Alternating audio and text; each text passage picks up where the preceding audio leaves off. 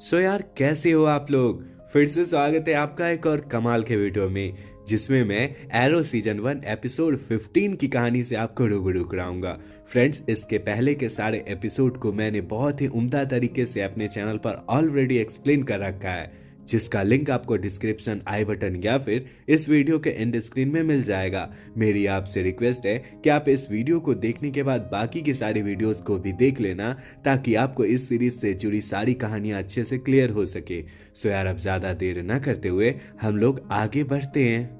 हमारी आज की कहानी पिछले एपिसोड के खत्म होने के लगभग 15 दिन बाद शुरू होती है, जब ऑलिवर यानी एरो का घाव पूरी तरह से भर गया होता है और यह अपने नए शिकार केन विलियम को मारने या फिर उसे सबक सिखाने के लिए एरो बनता हुआ यहाँ से निकल रहा होता है। चूंकि इन दोनों के टीम में यानी डीगल और ऑलिवर की टीम में अब फेलिसिटी आ गई होती है, इसीलिए वह थोड़ी बहुत जांच पड़ताल करने के बाद इन्हें बताती है कि केन विलियम का एक 10 साल का बच्चा है। अगर इस क्रम में उसे यानी केन विलियम को मारा गया तो उसका बच्चा अनाथ हो जाएगा। सो उसे इस बात का भी ध्यान रखना चाहिए। आगे हमारी नजर एक रूबी पर पड़ती है जो किसी ऑक्शन में पड़ा हुआ होता है कि तभी इसके पास जोड़ो नाम का एक गार्ड आता है और इस रूबी को ध्यान से देखने लगता है। जोड़ो को ऐसा करते देख इसका एक दोस्त आकर इसके पास बोलता है, तुम इसे इतना घूर क्यों रहे हो? जिस पर जोड़ो कहता है, ये रूबी बहुत ही ज्यादा महंगा है और मुझे ऐसा लगता है कि इस रूबी को अब लॉकअप में रख देना चाहिए, क्योंकि अब शाम हो रही है। इस शहर में चोरियां हो रही है, अगर कोई इसे चुरा लेगा तो हमारा क्या होगा?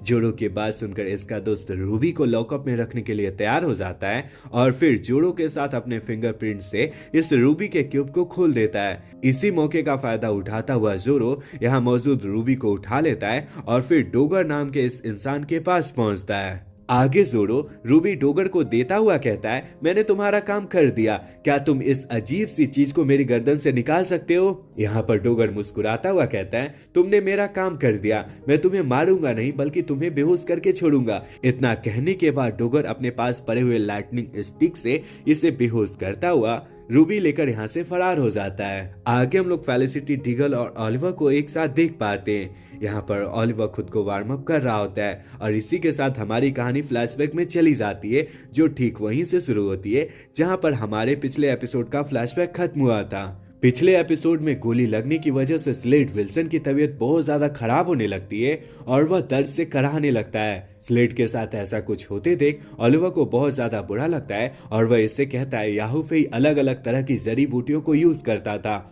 उसकी जड़ी बूटियां इतनी कारगर होती थी कि किसी भी दर्द से इंसान को छुटकारा मिल सके। मैं भी वही जड़ी बूटी लाने जा रहा हूँ ताकि तुम ठीक हो सको। इतना कहने के बाद ऑलिवर याहू फेही के गुफा के लिए निकल पड़ता है। यह वही गुफा थी फ्रेंड्स, जहाँ पर याहू फेही और ऑलिवर शुरुआत के दिनों में रहा करते थे। याहू फेही की गुफा से ऑलिवर जड़ी बूटी लेकर निकल रहा होता है कि तभी इसकी नजर एक आदमी पर पड़ती है जिसके हाथ पांव बंधे हुए होते हैं और आइलैंड के सैनिकों ने यहाँ पर इसे डाल दिया होता है। यहाँ पर यह आदमी ऑलिवर को देखकर ऑलिवर से अपने हाथ पैर में बंधे हुए रस्सी को खोलने के लिए कहता है। चूंकि याहू फेई और स्लेड विल्सन ने आइलैंड पर मौजूद किसी भी इंसान पर भरोसा न करने के लिए कहा था, इसीलिए लाख रिक्वेस्ट करने के बाद भी ऑलिवर इसके हाथ पैर में बंधी हुई रस्सी को नहीं काटता और जड़ी बूटी लेता हुआ स्लेड विल्सन के पास पहुंचता है और फिर इसे काढ़े के रूप में पिलाता है, जिसकी वजह से स्लेड विल्सन की तबीयत ठीक होने लगती है। और इसी के साथ हमारी कहानी फ्लैशबैक से वापस आती है, जहां हम लोग फिर से ऑलिवर, डीगल और फेलिसिटी को एक साथ देख पाते हैं। चूंकि डोगर ने खुद से वो रूबी नहीं चुराया था, इसीलिए किसी अननोन इंसान के द्वारा रूबी चुराने वाली बात न्यूज में टेलीकास्ट हो रही होती है। इस न्यूज को देखने के बाद ये तीनों रूबी चोर यानी डोगर को पकड़ने का प्लान बनाने लगते हैं। आगे हम लोग डोगर को देख पाते हैं जो शहर के एक ब्लैक मार्केटर के पास रूबी की डीलिंग करने पहुंचता है। यहाँ पर ये ब्लैक मार्केटर रूबी तो इससे ले लेता है, पर पैसे देने से साफ साफ मना कर देता है। ब्लैक मार्केटर के द्वारा ऐसा कुछ करते देख डोगर को गुस्सा आ जाता है और वह ब्लैक मार्केटर के सारे आदमियों को अपनी लाइटनिंग स्टिक से झटके देता हुआ इस ब्लैक मार्केटर को मार देता है और फिर यहाँ से फरार हो जाता है। आगे हम लोग मोइरा क्वीन यानी ऑलिवर की मां को देख पाते हैं, जिससे मिलने फ्रैंक जेन नाम का एक आदमी आता है। वाल्टर के गायब हो जाने और एरो के द्वारा इस पर अटैक करने की वजह से यह बहुत ज्यादा डरी हुई है और यह अपने कुछ अंडरटेकिंग के बिजनेस को बंद करना चाहती है। आगे मोइरा यहाँ रिवील करती है कि यह जिससे छुप छुप कर मिलते आ रही है वह मैल्कम मर्लिन है। मैल्कम मर्लिन से बात करने के क्रम में मोइरा को यह शक हुआ है कि शायद वॉल्टर उसी के कब्जे में है। चूंकि कभी कभी मोइरा मैल्कम मर्लिन के साथ बुरे कामों में इन्वॉल्व रही है, इसीलिए यह पुलिस को वॉल्टर के बारे में कुछ भी बताने से डर रही है। आगे मोइरा की बातों से हमें पता चलता है कि यह मैल्कम मर्लिन को मरवाना चाहती है और कोई ढंग का इंसान खोज रही है जो उसे मार सके। आगे हम लोग लॉरेन और थिया को एक साथ देख पाते हैं, जहां ये दोनों अपने ऑफिस के काम को खत्म करते हुए घर लौट रहे होते हैं कि तभी एक इंसान आता है जो थिया के पर्स को इससे छीनता हुआ यहाँ से भागने लगता है। यहाँ पर लॉरेन और थिया मिलकर इस चोर का पीछा करते हैं, पर यह चोर बहुत ही ज्यादा होशियार और फुर्तीला होता है। यह एक बड़े से गेट को क्रॉस करता हुआ यहाँ से फरार हो जाता है, पर गेट क्रॉस करने के क्रम में इसकी ब्रेसलेट इसी गेट पर अटक के रह जाती है, जिसे लॉरेन नोटिस करती है और फिर इस ब्रेसलेट को लेकर अपने पिता के पास पहुंचती है। काफी खोज पड़ताल करने के बाद लॉरेन का पिता यानी डिटेक्टिव क्विंटन लैरीलेंस को यह बात पता चलता है कि जिस इंसान ने पर्स की चोरी करी थी उसका नाम रॉय हार्पर है। रॉय हार्पर का नाम पता चलने के बाद डिटेक्टिव क्विंटन लैरीलेंस इसे अपनी गिरफ्त में लेता है। आगे काफी देर तक चले इंट्रोगेशन के बाद इसे पता चलता है कि रॉय हार्पर की मां ड्रग एडिक्ट है। वह वर्टिगो का सेवन करती है। जब भी वह वर्टिगो का सेवन करना छोड़ देती है तब उसकी तबीयत अचानक से बहुत ज्यादा खराब होने लगती है। हर बच्चे की तरह रॉय हार्पर भी अपनी मां से बहुत ज्यादा प्यार करता है। रॉय हार्पर को भी अपनी मां का दर्द बर्दाश्त नहीं हो पाता, इसीलिए वह ढेर सारी चोरियां करता है और चोरी से मिले पैसे से ड्रग खरीद कर अपनी मां को देता है। रॉय हार्पर के इस बयान से टिया समेत लॉरेन की आंखें नम हो जाती है और ये दोनों अपने केस को वापस ले लेते हैं। आगे हम लोग डिगल, फेलिसिटी और ऑलिवर को डिगल के भाभी के रेस्टोरेंट में देख पाते हैं, जहां पर ये तीनों डोगल को पकड़ने के लिए अलग अलग तरह की प्लानिंग कर रहे होते हैं।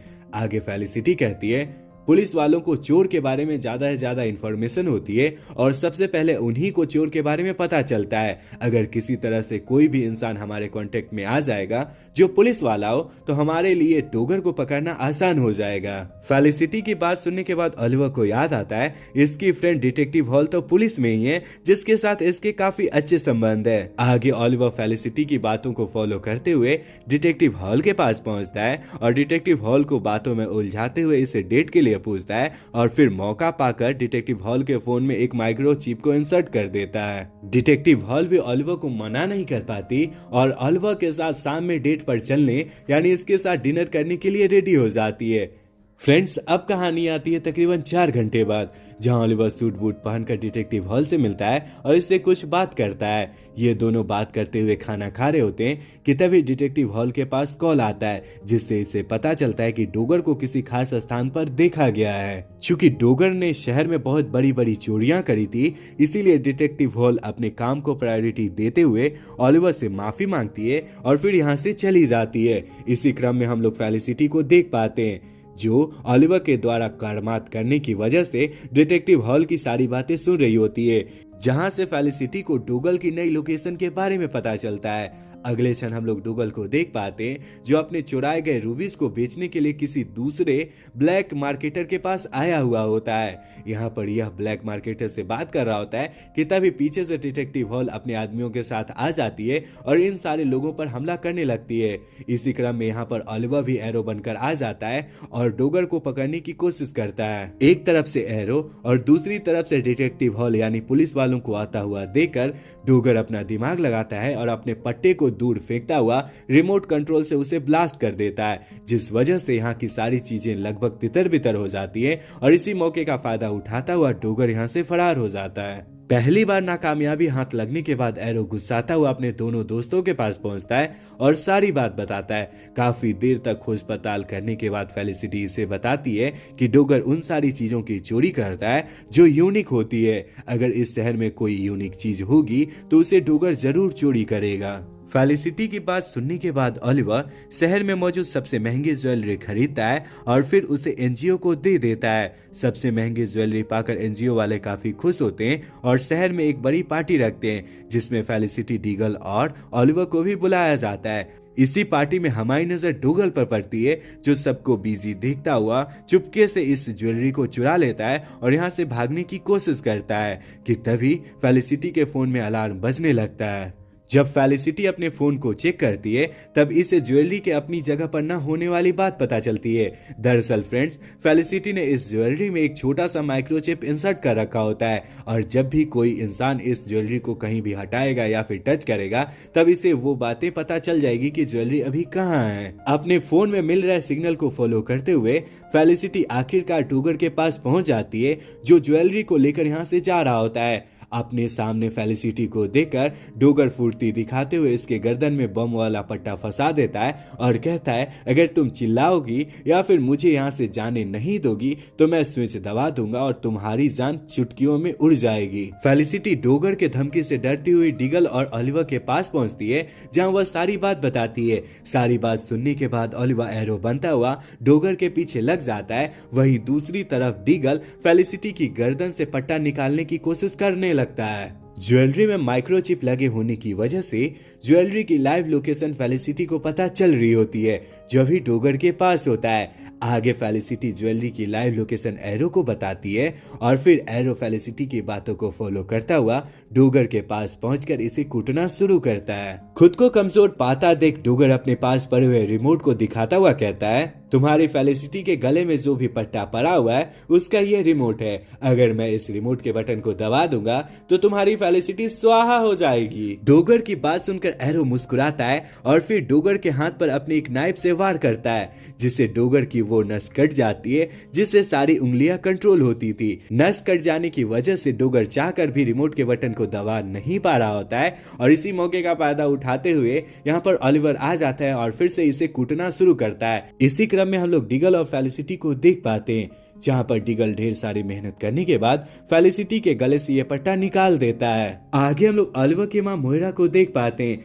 जो इस लड़की से मिलती है। चूंकि मैल्कम मर्लिन से इस मोइरा को खतरा महसूस हो रहा होता है इसीलिए यहाँ पर मोइरा मैल्कम मर्लिन को मारने की इस लड़की को सुपारी देती है और इसी के साथ ये कहानी यानी ये एपिसोड यहीं पर खत्म हो जाता है।